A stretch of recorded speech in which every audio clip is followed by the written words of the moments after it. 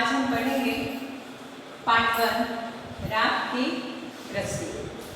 राख की रस्सी एक तिब्बती कहानी है, तिब्बत के लोक कथा है, जो कि हमारे तिब्बत के 32वें राजा सैनक वसैन गांगपो के मंत्री थे। तो उन्हीं के बारे में बताया गया है इस कहानी में कि वो कैसे थे, उनका क्या सोच था। तो वो राजा जो थे, राजा के जो मंत्री थे लोनकोगार, वो बहुत ही चतुर, बुद्धिमान और चालाक व्यक्ति थे। लेकिन उनका एक बेटा था जो कि वो ये सब बातों से बहुत ही परे था, बहुत ही हटके था। वो बहुत ही भोला भाला था, जो कि उसे ये सब चतुराई चालाकी बहुत दूरों दूरों तक उसे कोई वास्ता नहीं था। वो बहुत ही भोला भाला बच्चा था। तो लोनकोगार को हमेशा इसकी ही चिंता लगी रहती थी कि वो कैसा आगे चल करके वो कैसे काम करेगा, उसकी जिंदगी जो है वो कैसे व्यतीत होगी।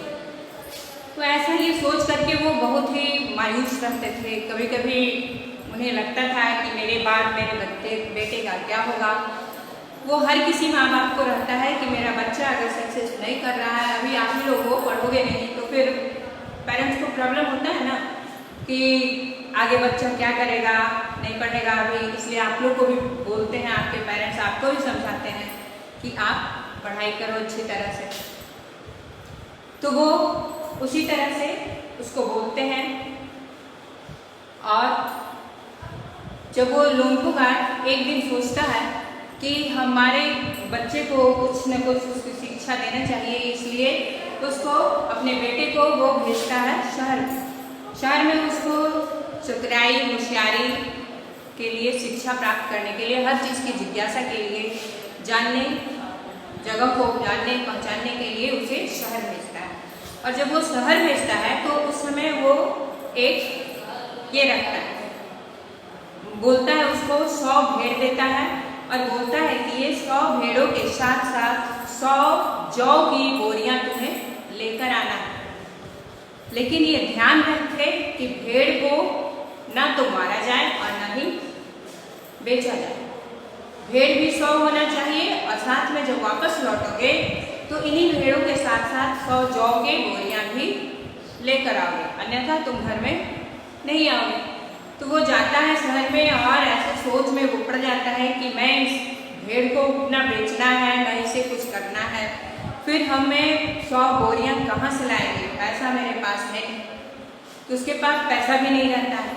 इसी सोच में वो सड़क के एक किनारे बैठ जाता है और सोचता रहता है। तभी एक लड़की आती है और उससे पूछ बैठती है कि तुम क्या सोच रहे हो, क्यों इतने उदास हो। वो लड़का बोलता है, फिर अपनी वो कहानी बताता है कि मेरे पापा ऐसे ऐसे बोले हैं, मेरे पापा बोले हैं कि इन भेड़ों के साथ इन भेड़ों को भी लेकर आना है और इन्हें ना बेचना है ना मारना है, और इन भेड़ों के साथ साथ 100 जौ के बोरे भी लेकर आना है। तो वो जब मेरे पास पैसे नहीं है तो मैं जौ के बोरे कहाँ से खरीदूंगा, और मेरे पिताजी बोले फिर घर वापस भी नहीं जाना जब तक कि 100 बोरे नहीं लेके आओ। वो लड़की बोलती बस इतनी सी बात, इतनी थोड़ी सी बात के लिए तुम इतने उदास हो, तुम्हारा काम अभी सॉल्व कर देते हो। वो उसके भेड़ों के सारे बाल को कटवा देती है और बाल को बेच करके उसे 100 जौ के बोरे दे देती है और उसे घर की ओर विदा कर देती है। वो बच्चा आया बहुत खुशी खुशी अपने पिता को सारी कहानी बता देता है। और जब वो कहानी बताता है तो उस समय उसके पिता ये ध्यान देते हैं कि ये इतना जल्दी इस तरह से काम ये नहीं कर सकता है, क्योंकि ये इतना भोला है, इसको ये सब समझदारी नहीं है, जरूर इसकी कोई सहायता की है। तो वो बताता है इस लड़की के बारे में। फिर दूसरे दिन उसके पिताजी, बच्चा तो सोचता है कि मेरे पापा बहुत खुश होंगे, लेकिन पापा खुश नहीं होते हैं। फिर वो बोलते हैं ठीक है कोई बात नहीं, और फिर दूसरे दिन उन्हीं भेड़ों के साथ फिर से उसे अपने बेटे को वो शहर की ओर भेजते हैं और बोलते हैं कि आज भी तुम्हें इन भेड़ों के साथ जौ के 100 बोरे लेकर आना है।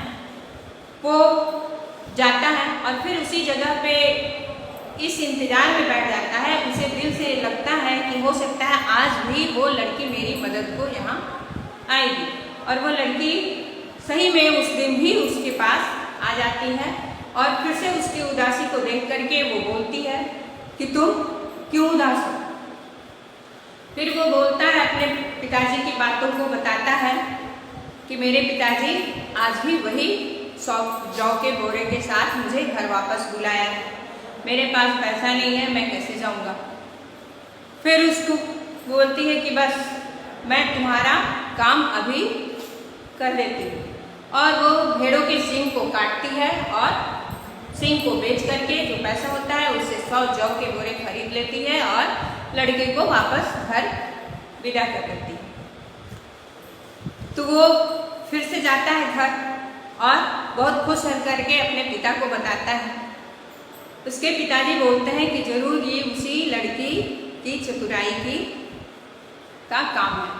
तो वो फिर उसको बोलते हैं कि ठीक है। वो लड़का फिर से अपने पापा को सारे बात को बताता है, और पापा जब उससे फिर पूछते हैं कि ठीक है, उस लड़की से मेरा एक काम करवा दो। बोलता है क्या?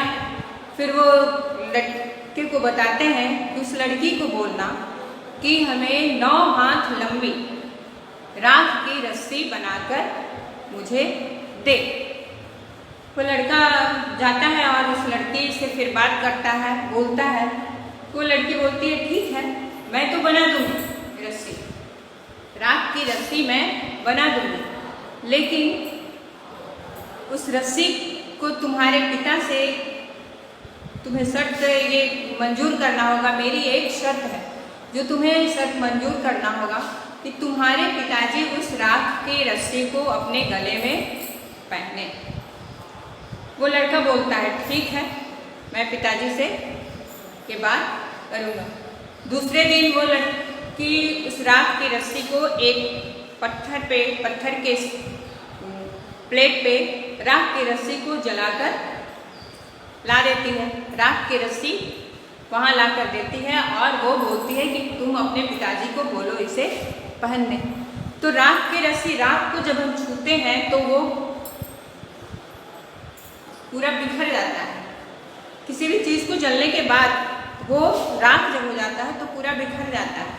उसे बाहर सिर्फ हम देख सकते हैं, छू नहीं सकते। तो वो उस राजा जो था, मंत्री जो था, लोनकोगार जो था, वो समझ जाता है कि ये लड़की बहुत ही बुद्धिमान है। अब बिना सोचे समझे इस लड़की से हम अपने बेटे की अगर शादी कर देते हैं तो हमारे बेटे की जिंदगी संवर जाएगी। और वो ऐसा सोचते हुए उस लड़की को अपने लड़के से शादी कर देता है और वो निश्चिंत हो जाता है।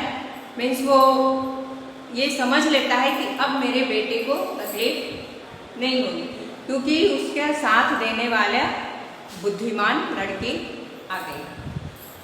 ऐसे ही इस कहानी में जब ये बताया गया कि भेड़ के बाल काटे गए और सींग काटे गए, तो भेड़ के बालों से हमें ऊनी वस्त्र, बहुत सारे ऊनी वस्त्र बनते हैं हमारे, और भेड़ों के जो सींग होते हैं उससे बहुत सारे खिलौने वगैरह भी बनते हैं, बहुत सारे आइटम उससे बनते हैं, तरह तरह की चीज़ें बनती हैं। तो इस तरह से सींग भी बिकता है और भेड़ के बाल भी बिक जाते हैं। तो ये थे हमारे लोनकोगार की कहानी।